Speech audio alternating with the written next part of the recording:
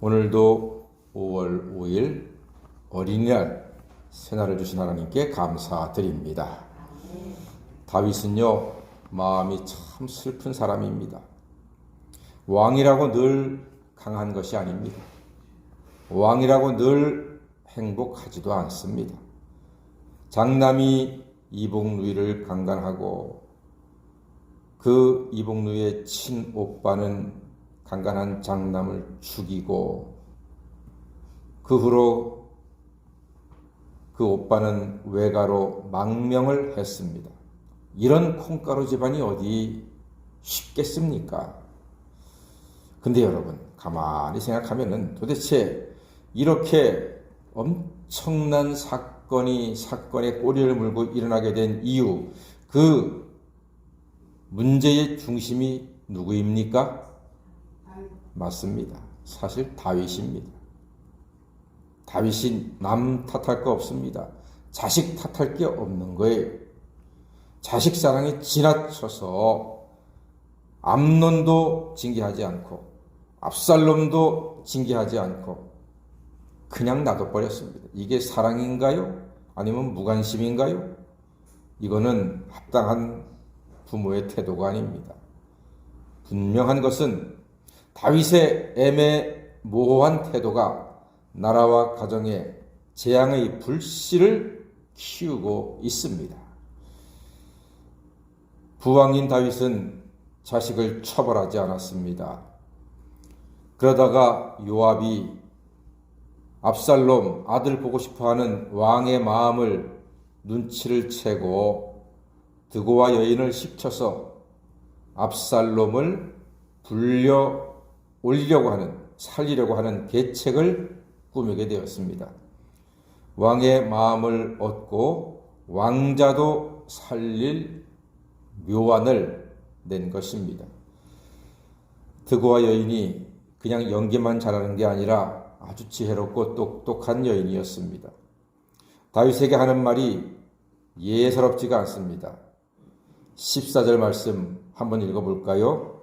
지금 드고와 여인이 압살롬을 염두에 두고 하는 말입니다. 한번 보겠습니다. 시작. 우리는 필경 죽으리니 땅에 쏟아진 물을 다시 담지 못함 같을 것이오나 하나님은 생명을 빼앗지 아니하시고 방책을 베푸사 내쫓긴 자가 하나님께 버린 자가 되지 아니하게 하시나이다. 예, 압살롬을 염두에 둔 여인의 말입니다.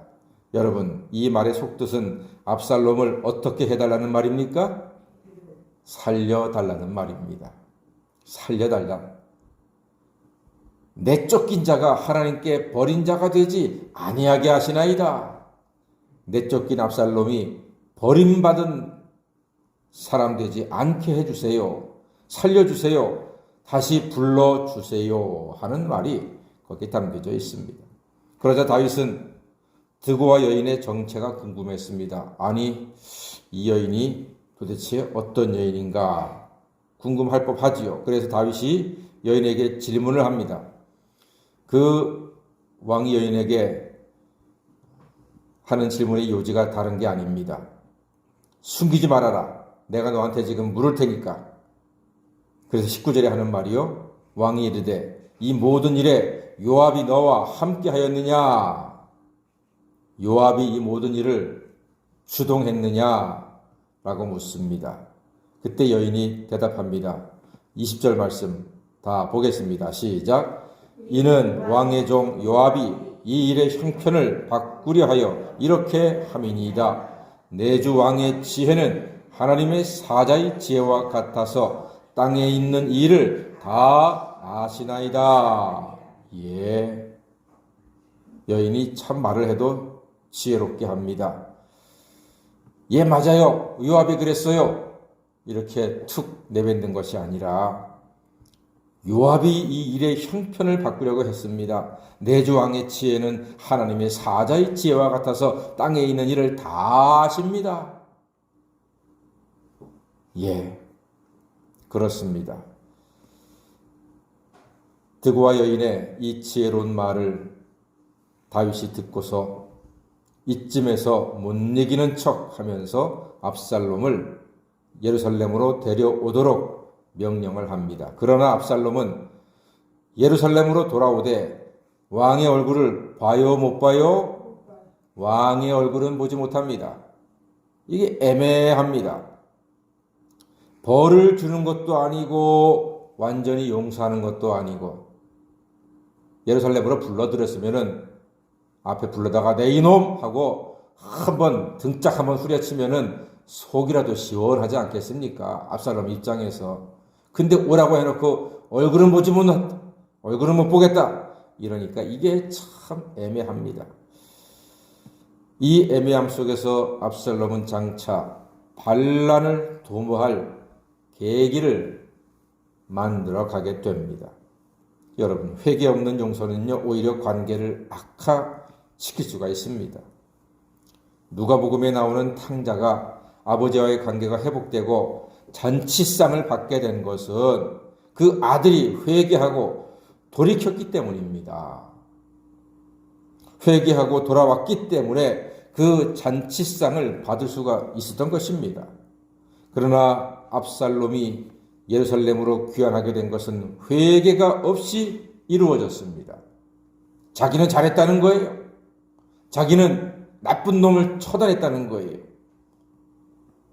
압살롬이 자기를 무너뜨리지 않습니다.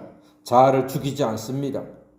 죄를 씻음받지 못했으니까 더 큰 감동과 더 큰 범죄의 불씨를 안고 있습니다. 갈등과 범죄의 씨를 그가 품고 있었던 것입니다. 요압의 인간적인 계략이 이와 같은 일을 만들게 된 것을 다윗은 알았습니다. 하지만 하나님의 뜻과는 무관했습니다. 사람이 보기에 미흡해도 하나님이 보시기에 좋은 것은 좋은 열매를 맺게 되는 것입니다. 말씀이 인생의 기초가 되면 시험과 환난과 재앙에도 버텨내고 이겨내게 될 줄로 믿습니다. 세상과 사람의 생각보다 하나님의 지혜를 구하여 하나님의 인도하심으로 평안하고 형통한 인생 다 되시기를 주님의 이름으로 간절히 축원합니다. 아멘. 기도하겠습니다.